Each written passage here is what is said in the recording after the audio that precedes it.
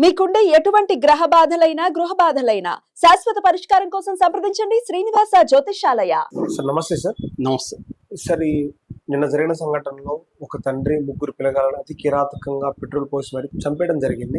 ఈ మధ్య కాలంలో మనం చూస్తున్నాం, పిల్లల్ని చంపేస్తున్నాం, కానీ ఇంత దారుణానికి ఎక్కడ మనం చూడలేదు. మరి ఈ సంఘటన ఏ విధంగా చూడొచ్చు సార్ మీ సంఘటన? ఇది అతి దారుణమైన సంఘటన చెప్పొచ్చు. ఎందుకంటే కన్న తండ్రి తన ముగ్గురు బంగారు బిడ్డలు లాంటి ముగ్గురు పిల్లల్ని పెట్రోల్ పోసి అతి దారుణంగా కాల్చి చంపేశారు. మామూలుగా అతి కిరాతకులు చేసే పనిది, లేదా సీరియల్ కిల్లర్స్ ఇలాంటి పని చేస్తారు. కానీ తండ్రి ఎంతో అల్లారుముద్దుగా అతను ఎంతుకొని పెంచిన ముగ్గురు పిల్లలు, పెద్ద పాప మోక్షిత 8 ఏళ్ళు, చిన్న పాప వర్షిణి 6 ఏళ్ళు, కొడుకు శివధర్మ 4 ఏళ్ళు. అంటే 8, 6, 4 ఏళ్ళ ముద్దులకే పిల్లల్ని అతి దారుణంగా, మామూలుగా అయితే విషం ఇచ్చో లేకపోతే ఇంకో దిండుతో అదేమో చంపుతారు జనరల్గా మనం చూసే. తల్లిదండ్రులు పిల్లల్ని చంపడం చూస్తున్నాం, ఫెలిసైడ్ అంటారు దీన్ని. అది కాకుండా ఇతను పబ్లిక్గా ఒక పాప కళ్ళ ముందే ఇద్దరు బాబు అండ్ పాపల్ని ఇద్దరిని పెట్రోల్ బస్ ముందు అంటించి వాళ్ళు కాలిపోయినాక మళ్ళీ ఈ పాపను తీసుకొని వచ్చి ఇంకో దగ్గర చంపడం. సో పిల్లలు అడుక్కుంటున్నారు, నాన్న మమ్మల్ని చంపద్దు నాన్న, ఎందుకంటే వాళ్ళకి అర్థమైంది పెట్రోల్ పోయడం అవన్నీ. ఏడుస్తున్నారు, వేడుకుంటున్నారు, అయినా అతను కరగలేదు.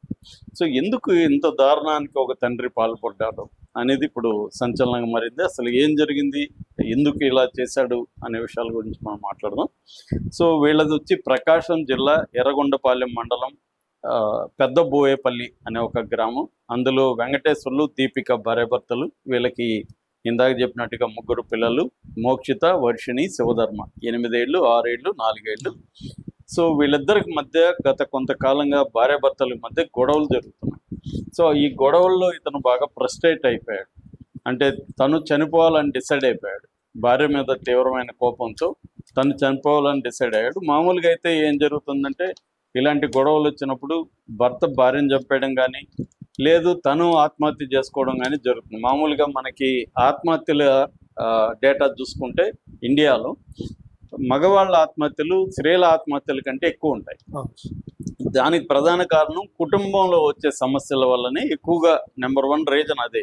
నెంబర్ 2 వేరే ఉంటాయి, బిజినెస్ లో ఫెయిల్ కావడం, ఇంకోటి ఉంటాయి. కానీ నెంబర్ 1 రీజన్ కుటుంబంలో ప్రెజర్ని తట్టుకోలేక మగవాళ్ళు ఆత్మహత్యలు ఎక్కువ చేసుకుంటున్నారు అనేది డేటా మనకు చెప్పేది. మామూలుగా అయితే అలా చేస్తారు, కానీ ఇతను ఏం చేశాడు, ఆత్మహత్య చేసుకోవాలనుకున్న వ్యక్తి సొంతంగా వెళ్ళి ఆత్మహత్య చేసుకోకుండా ముగ్గురు పిల్లల్ని కూడా చంపేయాలని డిసైడ్ అయ్యాడు. అంటే భార్య మీద కోపంతో ఈ బిడ్డల్ని కూడా చంపాలని డిసైడ్ అయ్యారు. మనం గతంలో కూడా హైదరాబాద్లో కూడా చూసాం, తన ఒక పాపను తీసుకెళ్లి కారులో చంపేశాడు భార్య మీద కోపంతో. అలాగా మన అక్కడ అబ్సిగూడలో కూడా పిల్లల్ని చంపేసిన తండ్రిని చూసాం. అంటే ఫ్యామిలీ అంతా ఆత్మహత్యలు చేసుకున్నప్పుడు ముందుగా పిల్లల్ని చంపి తర్వాత తాము ఆత్మహత్య చేసుకుంటారు. అట్లాగే ఆ మధ్య ఒక తల్లి 2 కొడుకుల్ని ఇంట్లోనే కత్తితో నరికి చంపింది. దానికి కారణం ఏంటంటే, ఆ పిల్లలకి నయం కాని జబ్బులు ఉండటం, భర్త పట్టించుకోకపోవడం, తన మీద బరువు పెరగడం, ఆ పిల్లల్ని డీల్ చేయలేక అవి నయం కాని జబ్బులు రోజు ఈమెకి టార్చర్ లాగా ఉంది. ఆ పిల్లల బాధ చూడలేక వాళ్ళకి విముక్తి కలిగించాలి, తాను విముక్తి పొందాలి అన్న యాంగిల్లో ఆమెకి ఒక మెంటల్ స్టేట్ ఆఫ్ మైండ్ వచ్చేసి చంపేసింది వాళ్ళని.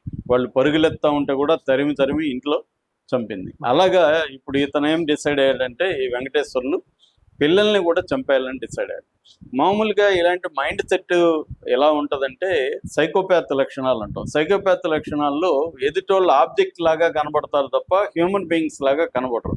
దీన్నే ఎంపతి కోల్పోవడం అంటారు. ఎంపతి అంటే మనం మీ ప్లేస్లో నేనుండి థింక్ చేయడం. అంటే నేను ఈ మాట అంటే మీకు నొప్పి అవుతుందేమో, నేను ఈ దెబ్బ కొడితే మీకు తగులుతుందేమో, నొప్పి అవుతుందేమో అన్న ఫీలింగ్ మనకు అందరికీ ఎంపతి ఉంటుంది. సో ఈ ఎంపతి అనేది కోల్పోతారు అనమాట. సైకోపాత్ లక్షణాలు ఉండేవాళ్ళు ఎంపతి కోల్పోయి వాళ్ళకి ఒక ఆబ్జెక్ట్ లాగా కనబడతారు. అందరూ పిల్లల్లాగా ఉండరు. ఇంకా పిల్లల్ని చంపాలని డిసైడ్ అయిపోయి అతను ఇది ఒక రోజులో వచ్చింది కాదు, కొద్ది కాలంగా అతను అనుకోవడం వల్ల మెంటల్గా ప్రిపేర్ అయిపోయాడు. సో అతను ఇప్పుడు మనం అనుకుంటాం వీళ్ళు వేరే రకంగా చంపుండొచ్చు కదా అని, అతనికి అనిపించిన మెథడ్లో అతను చేశాడు. అతను ఏంటంటే మామూలు మనుషులు ఆలోచించే లాజికల్ సెన్స్ అతను కోల్పోయాడు. కోల్పోయినప్పుడు ఏమవుతుందంటే ఇక లాజిక్ కానీ రీజన్ అనేది కానీ పనిచేయదు. ఎమోషన్సే వాళ్ళని నడిపిస్తాయి. ఈ ఎమోషన్స్ కూడా ఒక సైకోపాత్ ఎమోషన్స్లకి అతను వెళ్ళిపోయినప్పుడు అతని మొత్తం గురి అంతా కూడా ముగ్గురు పిల్లల్ని చంపేసి తాను చనిపోవాలి, ఇది స్కీమ్ వేసుకున్నాడు. సో బైక్లో ముందుగా శ్రీశైలం వెళ్ళాడు. మేబీ అతనికి ఒక పాపభీత కూడా లోపల ఉండొచ్చు. అంటే మిక్స్డ్ ఫీలింగ్స్ ఉంటాయి. మనం క్లియర్గా దాన్ని ఒకే సినిమాలో చూపించినట్టుగా బ్లాక్ అండ్ వైట్లోనే మనుషులు ఉండరు. గ్రే అంటే ఒక్కోసారి భయం, పాపభీత ఉంటుంది, గిల్ట్ ఉంటుంది. ఏది డామినెంట్గా ఉంది అనేది ఇక్కడ ఇంపార్టెంట్. సో ఇతను శ్రీశైలం తీసుకెళ్ళాడు. అక్కడి నుంచి మళ్ళీ ఇక్కడ కల్వకుర్తి వైపు వచ్చి ఉప్పునూతల నాగర్ కర్నూలు జిల్లా అచ్చంపేట నుంచి హజీపూర్ వచ్చాడు. అక్కడి నుంచి ఉప్పునూతల మండలంలో సూర్యతండ అనే దగ్గరికి వచ్చి అక్కడ ఒక రిమోట్ ప్లేస్ చూసుకొని పిల్లల్ని అక్కడ దింపాడు. ఈ ఒక పాపను మాత్రం మోక్షిత, పెద్ద పాపను మాత్రం పెట్టుకున్నాడు. ముందుగా చిన్న పిల్లల్ని చంపేయాలని డిసైడ్ అయ్యారు. ఈ వర్షిని 6 ఏళ్ల పాప, శివధర్మ 4 ఏళ్ల బాబు, వీళ్ళిద్దరిని దించి పెట్రోల్ ముందే తీసుకొచ్చుకున్నాడు. పెట్రోల్ బంక్లో క్యాన్లో ముందు వాళ్ళిద్దరి మీద పోసి నిప్పు పుట్టేస్తారు. వాళ్ళు అరుస్తున్నారు, ఏడుస్తున్నారు. ఈ పాప ఏడుస్తుంది, నాన్న తమ్ముడు చంపొద్దు నాన్న, చెల్లెని చంపొద్దు నాన్న అని. కానీ ఆ పిల్లని పక్కన పెట్టేసి చేసేసాడు. ఈ అమ్మాయి భయంతో వణికిపోతుంది, పెద్ద పాప. అయినా అమ్మాయిని బైక్ మీద కూర్చోబెట్టుకున్నాడు. ఆ అమ్మాయిని ఇంకొక దగ్గరికి తీసుకొచ్చాడు.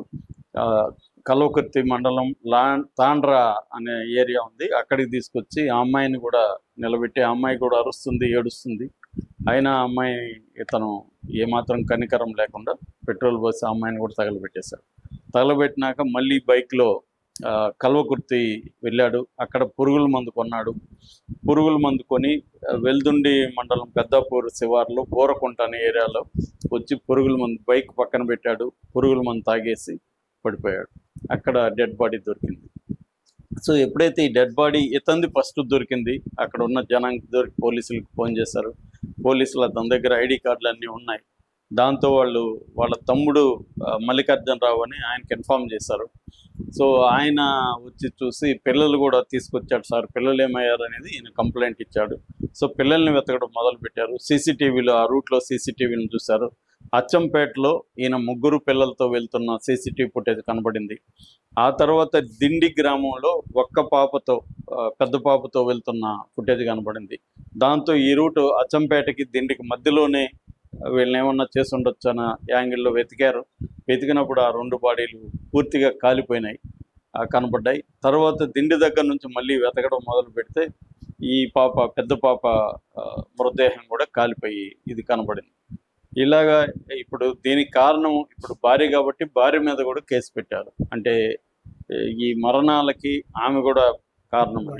నిజానికి గొడవ వచ్చి ఉండొచ్చు కానీ ఆమె కారణం కాదు, ఇతనే కారణం. ఎందుకంటే తను సైకలాజికల్గా ఒక సైకోపాత్గా కొంతకాలం నుంచి మారిపోయి తన పిల్లలు కాబట్టి నా ఇష్టం, నా పిల్లల్ని నేను చంపుకుంటా అనేది చాలామందికి పేరెంట్స్కి సైకాలజీ ఉంటుంది. అంటే నా పిల్లలు నా కంట్రోల్లో ఉండాలని చాలామంది అనుకుంటారు.